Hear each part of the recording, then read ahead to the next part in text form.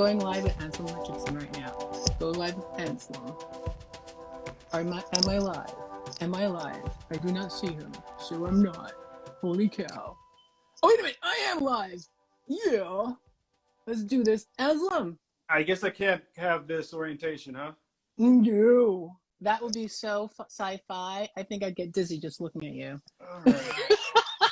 So you're trying to do the wide orientation?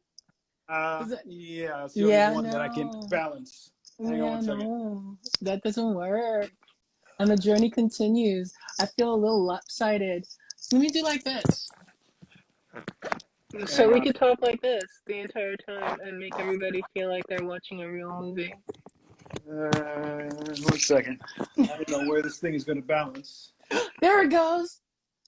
You're right up, so your head up, tail down.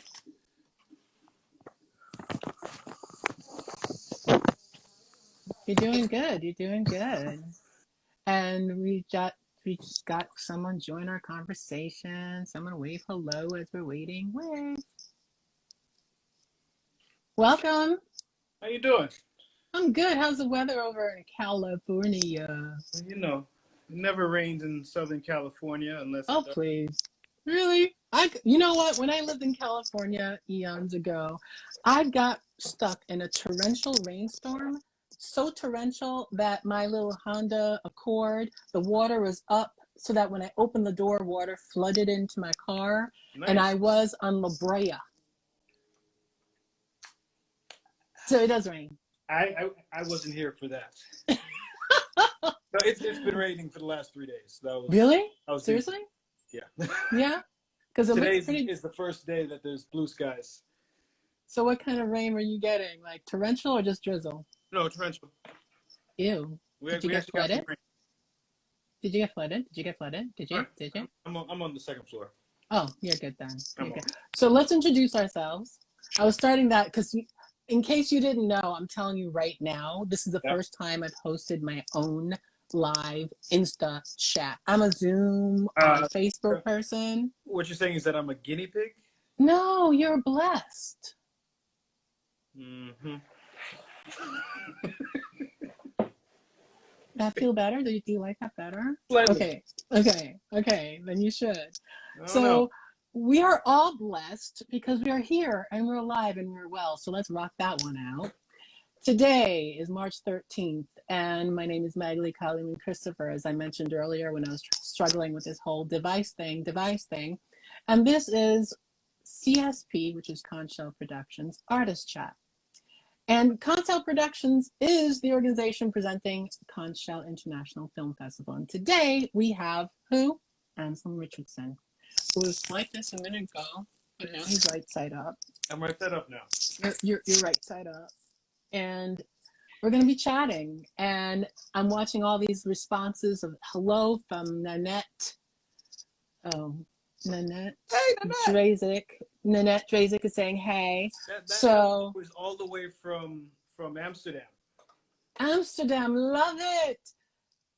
And we've getting all these amazing people joining our conversation. So let's start the conversation, right? So Anslem Richardson, you are a writer on The Boys. If anybody didn't know it, I'm just letting it out there. Now that you know it, let's move forward. So first and foremost, you're an artist, right? I mean, yeah. I say you're an artist. You say you're an artist?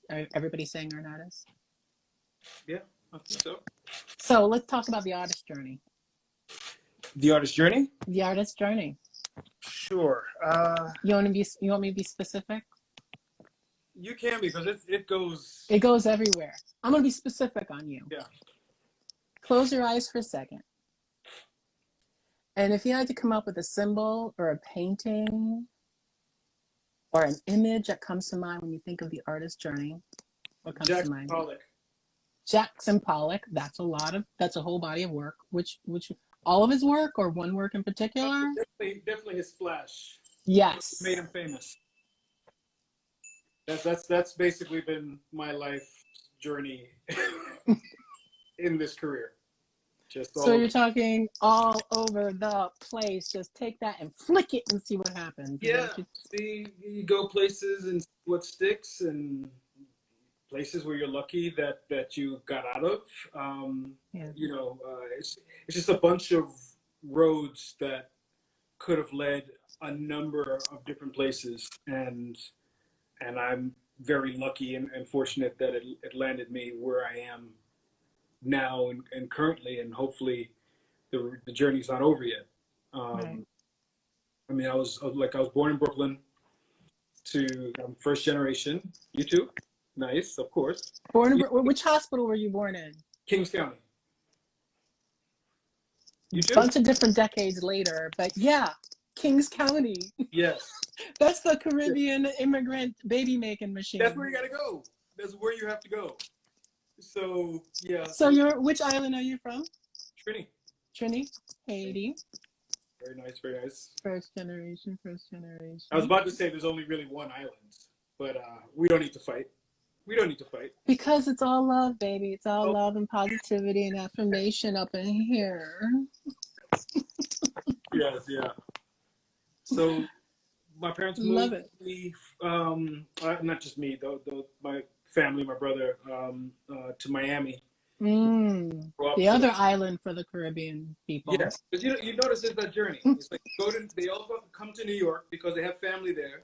Yeah. And they're like, okay, I'm in America, blah, blah, blah. And they're like, wait, boy, cool, yeah. And so where's the heat? Exactly. So yeah, so that's what started that. And then it was a bunch of different art schools, and I was my high school I was a school that was dual enrolled in college, a design school, and I was supposed to become an interior designer. And I got bored with that. Didn't apply to colleges because I was too busy messing around. And which means you're an artist. You were born to be an artist because you're messing around. I suppose, but all the rest of my artist friends in school all applied to like Pratt and Carnegie Mellon and all these places, and they were all getting in. And then suddenly I was like, oh, cool, man. So when do you apply? And they're like, it's over. It's over. So I luckily Florida State sent me a letter in the mail and said, like, well, if you would like to apply late, and I borrowed some money from my mom, got a money order, sent that in. To this day, she doesn't know that, and I got accepted to Florida State. Because I always had good grades. I was just, Is your mom on Instagram? Because I think she just found out. No. She can't be on Instagram. Tell her to focus on TV, no devices. Yeah. So you went on this beautiful Jackson Pollock inspired journey, spiritual journey to becoming the writer that you are right now. I don't know if it was spiritual, but it was definitely a journey. It was definitely a journey. Yeah. All right. So what was the bridge between, hey, I think I'll apply to college too, I'm a writer right now? Was there a bridge that really helped smooth that out, or was it rocky roads all the way? Nothing ever truly smoothed it out. I was in college. There was this pretty girl in my freshman year, and I was trying to holler at her, and she was just like, look, I don't have time to talk to you now. I'm about to head over to this acting troupe that she had joined. And I was like, oh, well, I'll come with you. Keep up or step out. So I went with her to that, and I'm in there, and then finally the people like who were the actors in her troupe were like turned to me, and they're just like, what are you doing here? I was like, I'm just here to blah, blah. They're like, well, look, you can't just sit here and ogle this woman. You have to do a monologue. And I was just like, well, what's a monologue? And they're just like, well, it's like, it's a piece. It's a, and I was like, well, I don't know. And they're like, well, you got to do something or you got to go. So I went up there and I made up a monologue, and it was strong enough. And some people started crying, and it was about, I don't know. I just you just kind of go out of your head and went on this journey and about family and everything else. And so they asked me to join the company, and I started doing a lot of theater. And, obviously reading plays, but I wasn't in the drama school. I was, still didn't know what I wanted to do, but one of my early writing classes, the professor, I had written an essay, and the professor came to me after class, or called to me to come over to him, and he was like, "Look, I submitted your essay for this. I think it was a grant or some award or whatever, and I just want to let you know you won." And I was like, "Oh," I was like, and then I was like, "Oh, I guess I can write." Did that mean something big to you, or was it just like, I got better things to do? That's cute. It honestly, even back then, even like with the design school that I had, like it was always about expression. And so it was just like something that was cool. I was like, oh, okay, this is something that I didn't know I really could do. I had written a play in high school, but it wasn't like, it was like even a thought that this would be, a part of where I would go in life. I honestly just didn't know. I never, even to this day, unfortunately, I don't put a lot of forethought into things. And so I was asked by the drama school to join, but there was something about the writing programs that I really liked and gravitated to. And at that time, I was really just doing like a lot of poetry, short stories. I did take one drama class and learned about formatting and things like that. But it was really just like a lot of creative writing. And after college, I had done a play that was really successful. It was August Wilson's Fences, and on the main stage for the drama school. And Lloyd Richards, who had directed August Wilson's plays from Lorraine Hansberry through August Wilson on Broadway, he came in as a distinguished lecturer for the drama school. I love Lloyd. He's an amazing man. Yeah, you met him, and he talks like this. Yeah, gentle spirit. Gentle, like Yoda. Like Yoda, because you got to come in close to catch it. Mm-hmm. And you're like, I just got knowledge. And you take a moment to process it. You got a diamond whenever he spoke, and I wasn't part of the drama school to actually I wasn't supposed to be in, to even be eligible for the class, but because I was in the main stage production of what they were doing, like, okay, well, I have that, and I broke into the school after hours, found where they had the sign up, signed it there, and I got in. But I think it was because I was in Fences. And so hold on a second. So you told me you were in August Wilson's play. Is that the first time that they had a play written by a Black man? Yes. Part. Yeah. And there were always excuses of why that couldn't happen. Like the theater group that I was with, they were called the Black Players Guild. And we did stuff, and it would sell out. But it was all for the drama school. It was never that. Then finally they decided they wanted to do Fences, and I guess that's why they brought Lloyd Richards in. And it broke all records. It ran, and to the point where we took it on tour after. And did that, and on that tour met August Wilson, and but Lloyd was amazing, wasn't he? The man was just, that's a whole other story. That was a whole other. Don't get you started on that story. Yeah. It was just really, really, the whole experience of that was great. And Lloyd said, like, if what are you gonna do? What are you doing with your life at the end of class? At the end of the last class. And he took me for like a little walk, and I was just like, I don't know. I guess I go home. I think my dad has a job set up for me, in government or something. And he's just like, well, he's like, if you stopped acting, I'll be very disappointed. Wow. I was like, oh, okay. And so after the tour, the actress in that, she set me up with her acting teacher in Brooklyn. Actually, he was in Harlem. I went to Brooklyn to live with some family. And I started doing a lot of theater, a lot of underground theater. And then that gradually that led into like indie film. And finally, I was getting attention, and finally some bigger projects were coming. But I always thought the writing sucked. And I was like, well, I could do better than that. And I hadn't written in years at that point. And so I just like, okay, let me write something. And that script ended up winning at the Independent Film Week in New York. The best event in the planet. Yeah. You remember IFP? Do you remember that? Yeah. I was a huge attendee. I would, Were you? you know, even if I didn't have a project to go in there, but I would go to the festival. I would go because every time you sat in and listened to a panel discussion or watched a movie, you learned. It was like going to school. It was like the cheapest film school in the world. Absolutely, absolutely. And so that, you know, it won there, and you know, so companies would come to me and they're just like, you know, we love what you do with character and dialogue and the thriller genre. This particular story will never happen. This will never see the light of day because it was a very subversive kind of story. And so I was just like, so I took the next few years to kind of think of like, what could I do that can kind of keep to that indie sensibility, that kind of keep to that character, but make it broader for more people. And so I wrote that next screenplay, and it ended up winning at Tribeca, the All Access. I forgot what the name of the award was. I think it's Creative Promise Award at Tribeca.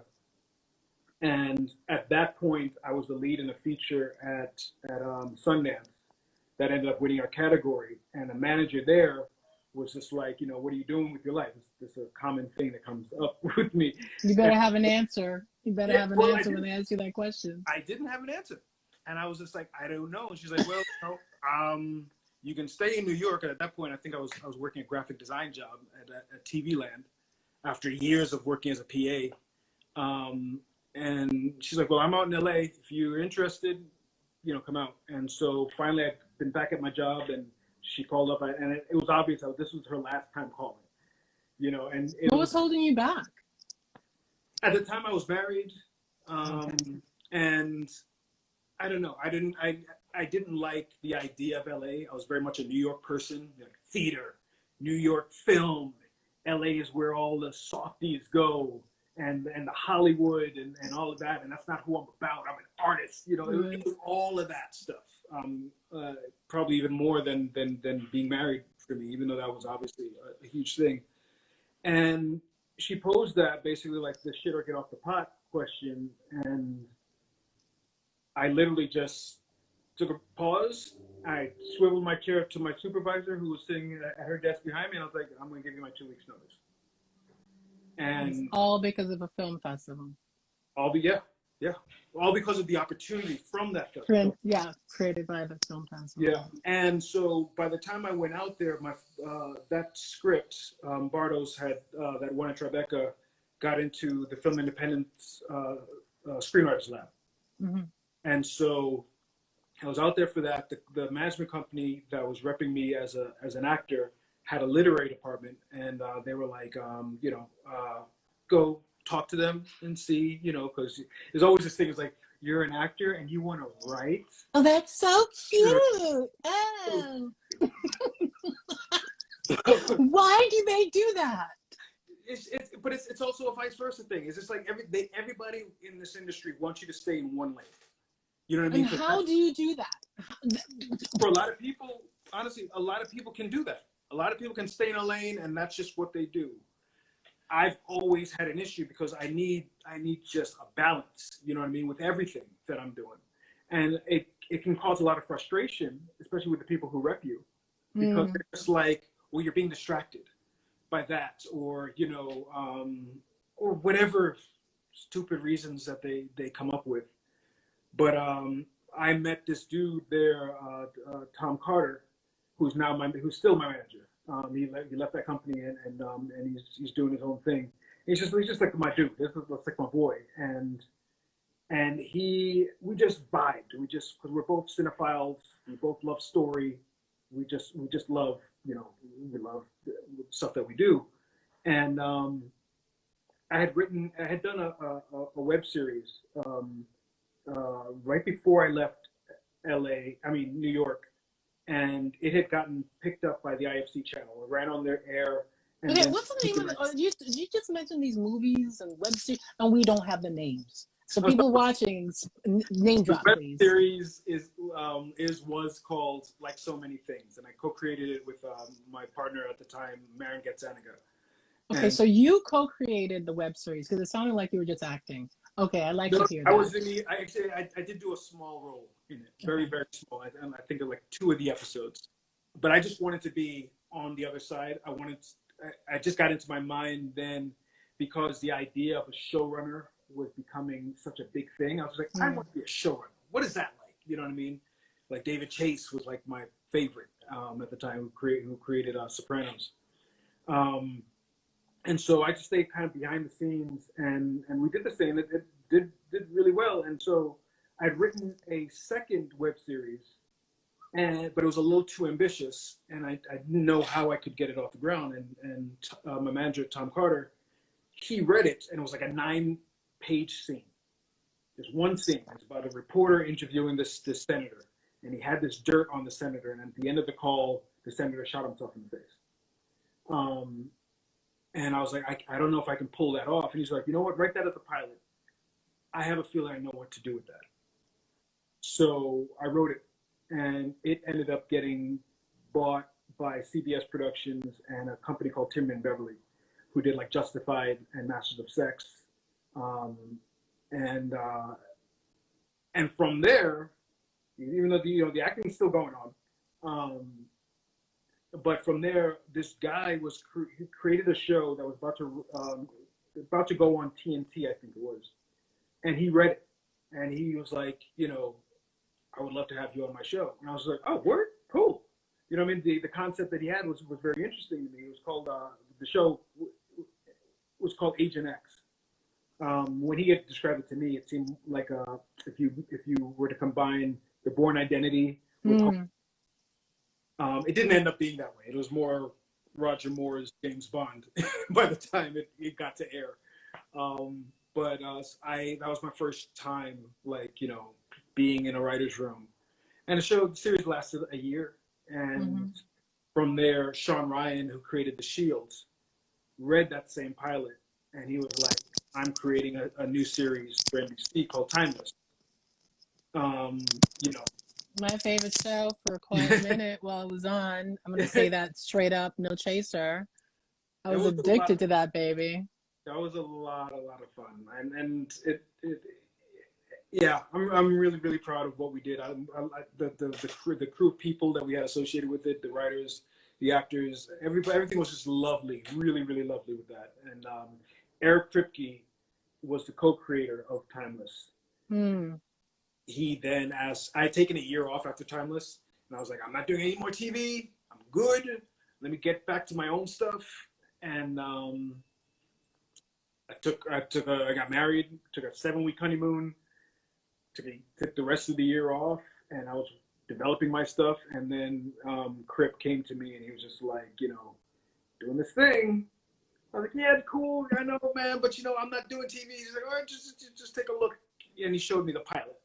And I was like, and at the time, my girl who knew that I was taking time off, who was like, don't worry about anything. I got you. You had me. I got you now. I'm going to hold you down. She heard me laughing with the pilot. And hang on 1 second. Yes. You're done? Yeah. Okay. Is there anything you need from me? The payment doesn't have to be sleeping. Okay, everyone, this is live. Live things happen live. So take a breath. Now you know his life. I need you to sing a song. I'm going to sing a song. One thing, a little soft shoe. Here, I'm going to continue the show as he handles something. So you just discovered a whole bunch of stuff about the man who's about to walk away out of shot. So the questions that you may have, go ahead and type them in, because when he comes back in here, I'm going to be asking him every single question you type in here. I've been seeing comments galore.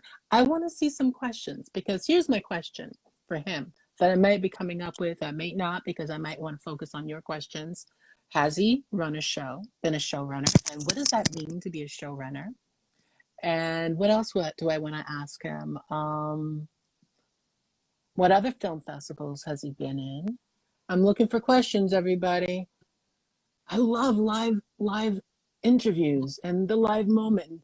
Hello to all the people waving. Jackie, Phoenix, Geld, Amillo. I'm saying it. I think I'm saying it. Or Geld Amillo. And Trini Ameriqueen 1. I'm going to tell him that you said good afternoon. Oh, he's your cousin. I'm about to say your cousin is saying hello. I can do a whole monologue. I'm really good at this. So this is how we got into this conversation. As I said before, Conchal International Film Festival is taking place this year. The festival is May 21st to 23rd, and right now we're accepting submissions. The submission deadline is March 15th, 2020. That's like Monday. So we're accepting submissions from Caribbean American, Caribbean diaspora, and Caribbean filmmakers of short films. And our whole thing this year at Conchal is a hero or the shiro. So we're looking for stories that are hero and shiro stories. So the reason why Anslem is talking with me right now, because Anslem is one of our jury members, award jury members. And so I figured we got to give a little peek into the guy that I talked to. And he said yes to this because he's all about what I'm about. He's basically a brother from another mother, born Kings County Hospital, Brooklyn, first generation Caribbean, artist who started out as actor, but found that he couldn't find stories that he liked. So he wrote, "Back to you, you're back center stage. It's about you, Anslem. Take the mic." I'm dropping the mic. I didn't get any questions, so we're just going to move forward. But your cousin is on here, and she says hi. Trini Ameriqueen is her code name. Hello. And she's waving. All right, then. So let's move on forward with this. So you left off where Eric contacted you, sent you the script. You're cracking up. He sent me the pilot, the actual pilot. Okay. And it was, and I was. Oh, you were watching it. You weren't reading it. Okay, laughing and giggling, and she heard it in the other room, and she was like, "Shit, he's gonna take it." I was like, "I don't know if I'm gonna take it. I'm not sure. You know, I gotta do my thing." And so I went in to talk to him, and I was just like, "Yo, this is great. If I was a part of this is the things that I would do." And we just talked and laughed for like an hour and a half, and at the end, I was just like, "Man, good luck with everything, man. It's cool, blah blah blah." And as I'm leaving and I'm going into my car in the parking lot, I get a call from his exec, and she's just like, "You nailed it. He wants you to start on Monday." I'm just like, "What?" Yeah, no, we'll take care of everything, blah blah blah. And so that was the story, and I ended up I came in the second season because they had already shot the first season. And we met when you were shooting the second season. Yes, I was up in Canada. Yeah. I was shooting Grand Army. You were shooting The Boys, and we were like, "Hi." Do we meet in the hallway or on the elevator? In an elevator, right. In the hotel where we were all booked to stay, and we were just, "Hey, how you doing? Hey, how you doing? What are you doing?" I'm American. I'm Caribbean American. And that's what I first told you about Conchal Productions. You're like, "Cool." And here we are right now. And here we are. Kismet, brothers, and brother and sister from other mothers. I'm loving it. So I really love how you shared the importance of film festivals in your journey. Yeah. They're huge. They're huge. And and especially when you are a filmmaker, you got to, it's like, here's what I think of it. I'm not a track runner, all right? But I've gone to track meets. I've gone to the Penn track meet, that big deal that they have in Pennsylvania every year, and felt like, wow, I am learning so much about this culture, right?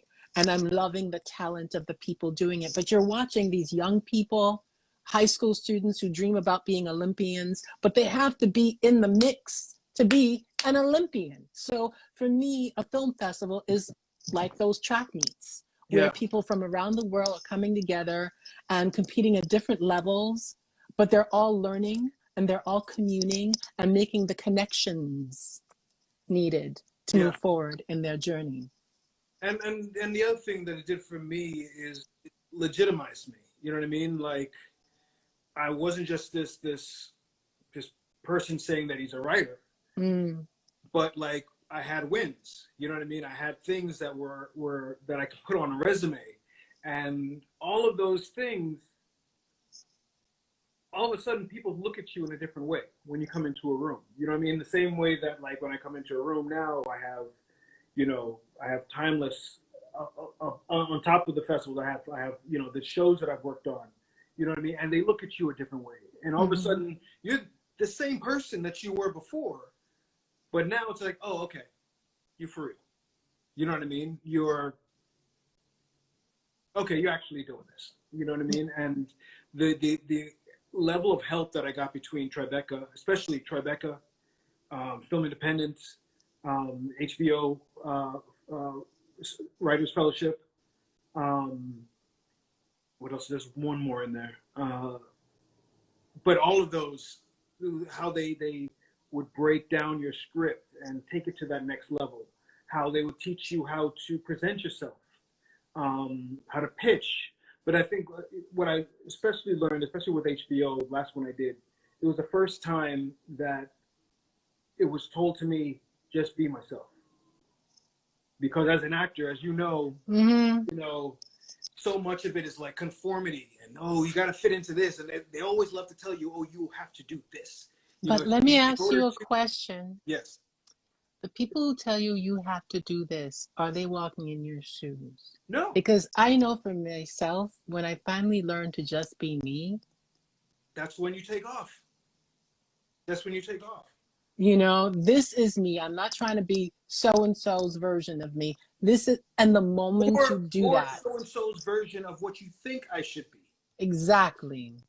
You know? Exactly. And there's been nothing more freeing for me than that. And honestly, this is not just like HBO just said it and all of a sudden, you know, light went off. It was me working on myself for too many years. You know what I mean? Doing, you know, whether it's therapy or you know, yoga or, you know, meditation or all of that stuff. It's only finally, like within this last couple of years, just like, oh, I can just be me. Yeah. And who I am is, you know, yes, I'm a little bit of a saga boy, but also, you know, I'm a nerd. I like whatever. I cuss all the time. You know what I mean? I talk with my hands, and that's okay. I get hype. You know what I mean? I get passionate, and that's okay. I don't have to like stifle all of these things. And then when I'm auditioning or presenting myself, I'm only giving a quarter of who I am, and that's not, you know, what is that? That's bullshit. Right. So in the whole conversation about who you are, I mean, this festival focusing on the diasporic voice, the Caribbean voice, and ultimately the goal is artists come here and be who you are, and let's talk about the art form, not about who you are, right? Mm-hmm. And did you ever have that moment? I mean, I feel like that Lloyd Richards moment was kind of that for you. I don't know. It sounded like that's what you were saying. But when did you have that moment beyond the HBO moment that someone said, oh, I'm seeing something distinct in your voice? And was it attributed to your Trinidadian ascendancy or background, or was it, do you feel like it was, or was it subconsciously that? Nothing was like specifically like, oh, you are West Indian, therefore, or like, or even necessarily the stories that I told. Yeah. I'm first generation American. You know, when I was a child, we fly back and forth to Trinidad all the time. But what being a first gen does is that you're always an observer, never fully part of the culture. You know what I mean? Because you're not enough of this, you're not enough of that. Exactly. And to move from Brooklyn, which was definitely a West Indian like enclave, you know, it was, you know, Flatbush, Flatlands area, to Miami into a white neighborhood. You're talking about a culture clash. And so I was never, you know, a part of never officially a part of the white kids, never officially a part of the black kids, never officially part of the Latinos, you know, or anything. Got along with everybody in my kind of way. But what I did, and the crew that I assembled, were artists. There were people who were really good at drawing, painting, you know, singing, musicians, and that type of thing. And they were all types of different people. And so even with that first script that was at IFP, Subway Story, that was about, that came from, you know how it was like when you do New York theater. For me, whenever I needed to, you know, break down a new script, I would just ride especially the Blue Line train because it was the longest. From one end No, actually, the F train is the with longest. the F. See, I Oh was my scared of God, it. the F For goes some from reason, Queens to Manhattan to Brooklyn. here's the thing. I was scared of the F because I didn't know New York very well. Okay. So I would Wait a minute. I may be wrong. The Blue Line goes from the Bronx yes, all the way to down Manhattan to Far Rock. Brooklyn to Queens. Yes. Okay, I'm wrong. Yeah. I'm wrong. So that was a long journey, and I would That do is a long journey. I would do that all night, and just go through my plays and remember, and you learn your lines and things like that. But from that, I got really into basically kind of stalking the people who clean the subways.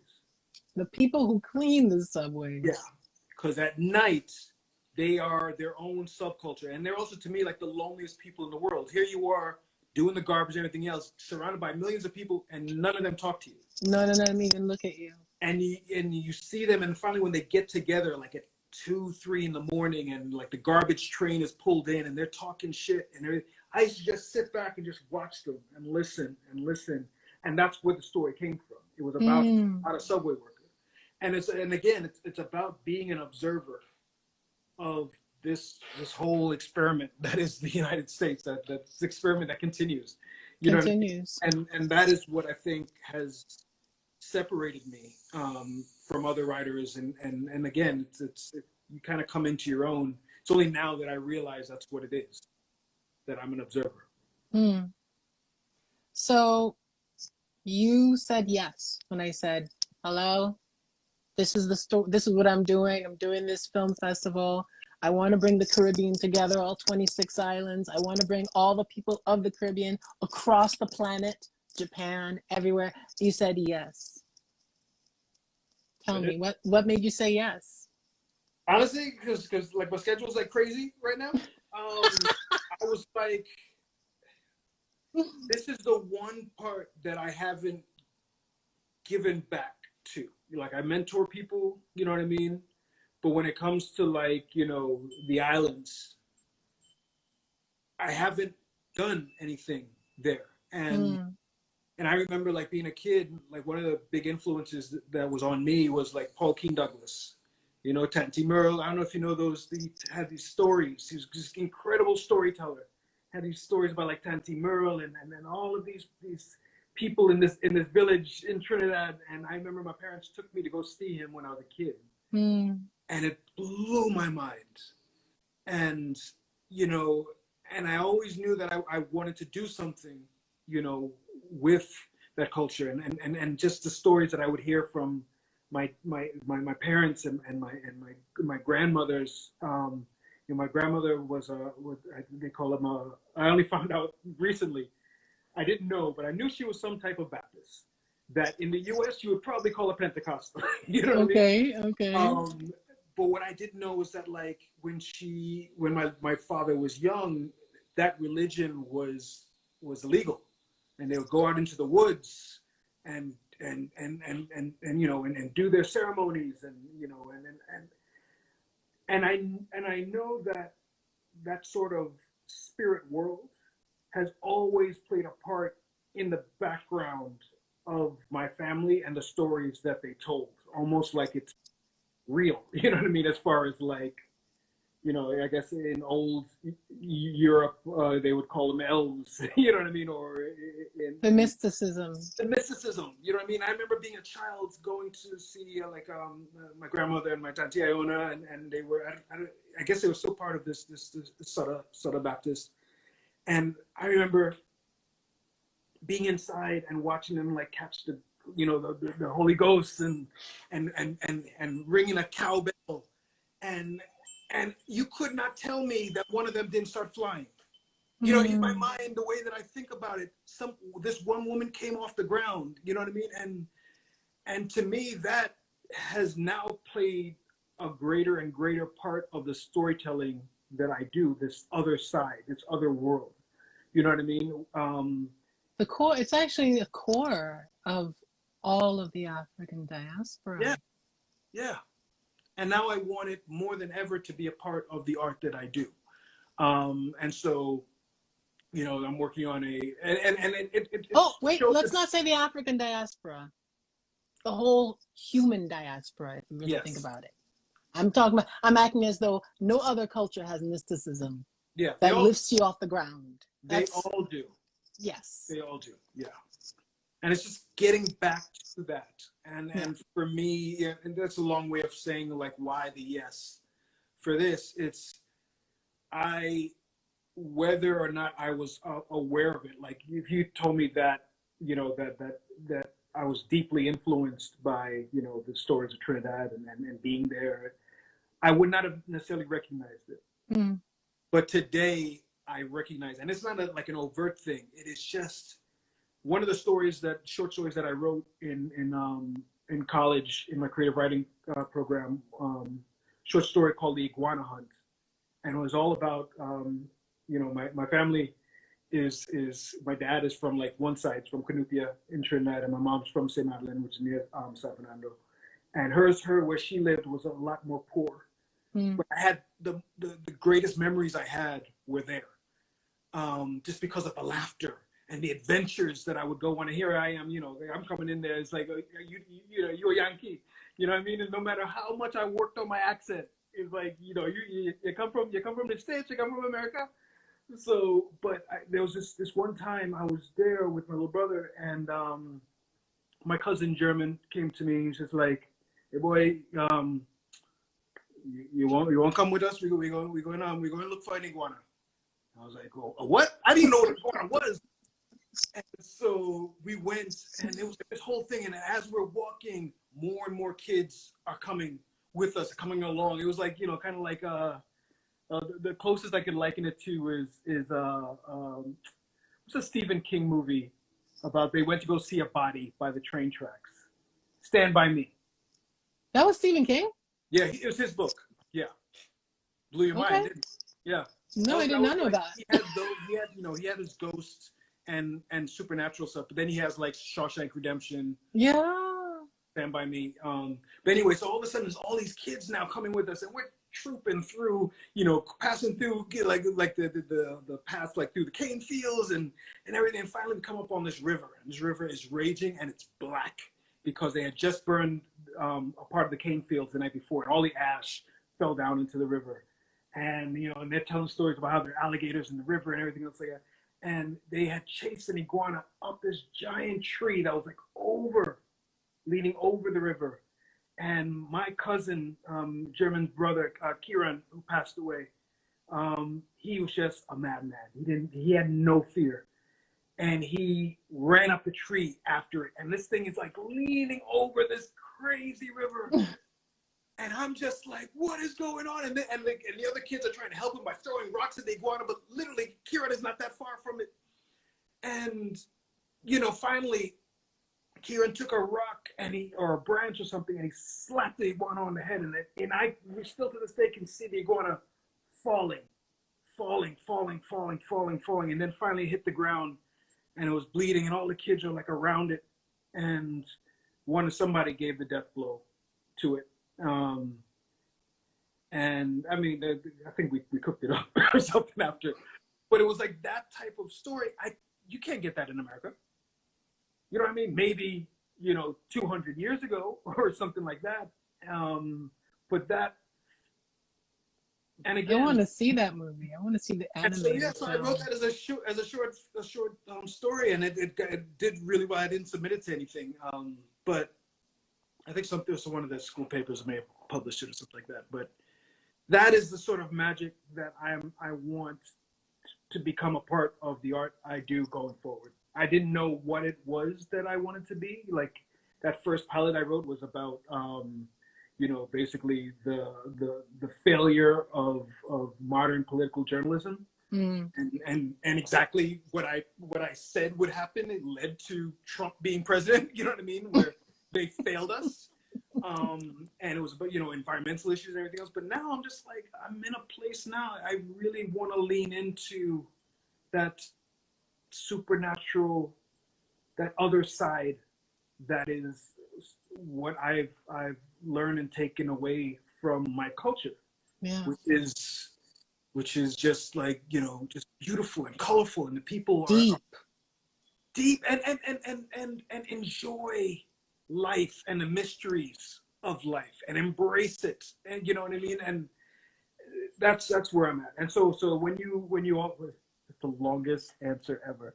I'm So loving the answer though. when you came to me, I was just like, yeah, it's time. It's time.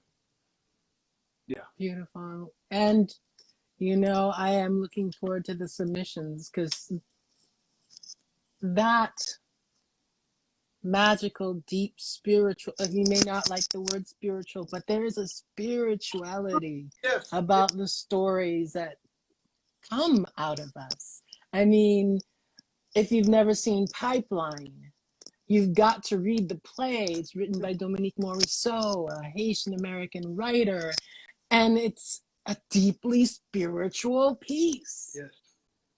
The gaze into the subconscious mind and the journey of the mother and the son, it's beyond what is controllable. It is what is beyond our control. And that's what is magical about storytelling that I've received from people of Caribbean heritage that are American. And what we are looking forward to getting by the time Monday comes along, right? Yeah. And now is the time.